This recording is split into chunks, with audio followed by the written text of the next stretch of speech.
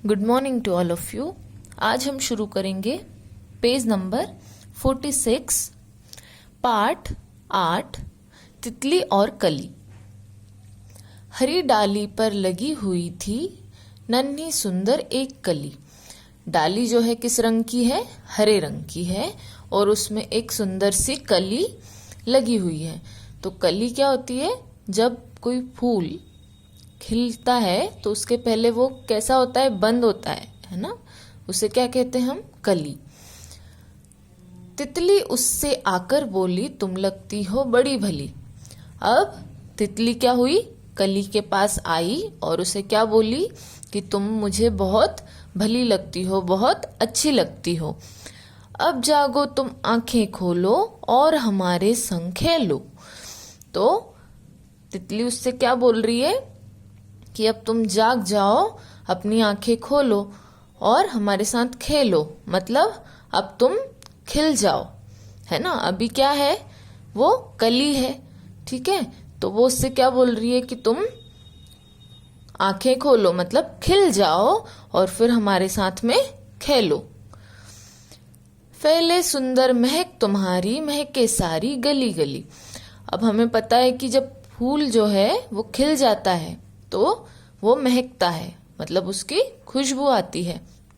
तो उससे क्या कह रही है तितली कि तुम सुंदरता के साथ में क्या हो जाओ? खिल जाओ और फिर तुम्हारी महक जो है, जो तुम्हारी खुशबू है, वो गली गली में आएगी।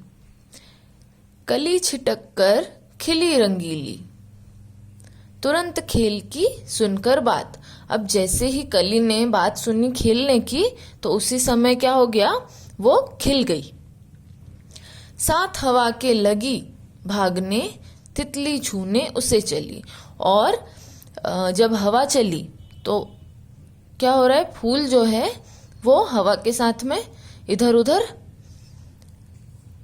जैसे भाग रहा हो, है ना? जैसे भाग रहा हो वैसे भाग रहा है। और तितली क्या कर रही है? उसे पकड़ने की कोशिश कर रही है, उसे छूने की कोशिश कर रही है। तो क्या लग रहा है कि हवा के साथ में जो फूल है, जो कली है, वो भाग रही है। जो कली थी वो अब फूल बन चुका है और वो भाग रही है और तितली उसे पकड़ने की कोशिश कर रही है या छूने की कोशिश कर रही है।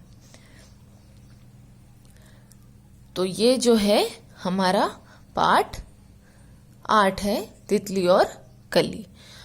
इसी के बाद हम आ जाएंगे व्याकरण वैभव पर। अब आपको व्याकरण वैभव में आज हम पढ़ेंगे पेज नंबर 27, पाठ 6, स्त्री पुरुष। स्त्री और पुरुष मतलब आपको आज ये देखना है कि स्त्री क्या होती हैं और पुरुष क्या होते हैं। जब भी हम कोई नाम सुनते हैं तो उसमें हमें डिफरेंशिएट करना होता है, उन्हें अलग अलग करना होता है कि स्त्री कौन सी है और पुरुष कौन से हैं। तो वो हम कैसे कर सकते हैं वो आज हम समझेंगे और इसे क्या कहते हैं वो भी आज समझेंगे। यहाँ पे सबसे पहले आपको चित्र दिख रहा है, यहाँ पे लिखा है दादा। तो दादा क्या हो गया? पुरुष। दादी क्या हो गई? स्त्री। पिता, पिता क्या हो गए? पुरुष।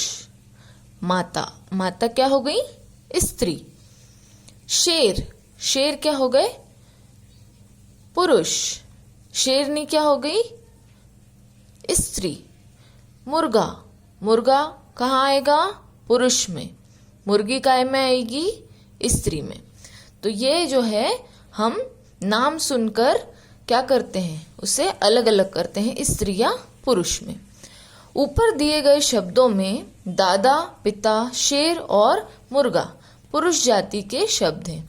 अब हमने देखा कि दादा, पिता, शेर और मुर्गा ये सब किस में आते हैं? पुरुष जाति में। उसके बाद दादी, माता, शेरनी और मुर्गी स्त्री जाति के अंदर आते हैं। पुरुष या स्त्री जाति को बताने वाले शब्द लिंग कहलाते हैं। अब हमने ये तो देखा कि पुरुष और स्त्री हम कैसे अलग अलग करते हैं उनके नाम पढ़कर और देखकर, पर इनको क्या बोलते हैं, ये कहलाते हैं लिंग शब्द। क्या कहलाते हैं ये? लिंग। इस तरीके के शब्द क्या कहलाते हैं? लिंग। और लिंग के आधार पर हम अलग अलग स्त्री और पुरुष को अलग अलग करते हैं। स्त्री जाति और पुरुष जाति के शब्द। अब आपको यहाँ पर बहुत सारे स्त्री और पुरुष जाति के शब्द दिए हुए हैं, तो हम एक एक करके पढ़ेंगे और इसे समझेंगे। जैसे राजा, ये क्या होता है? पुरुष जाति। और रानी, ये क्या हो गई? स्त्री जाति। घोड़ा, घोड़ी। बैल, गाय। ऊंट, ऊंटनी।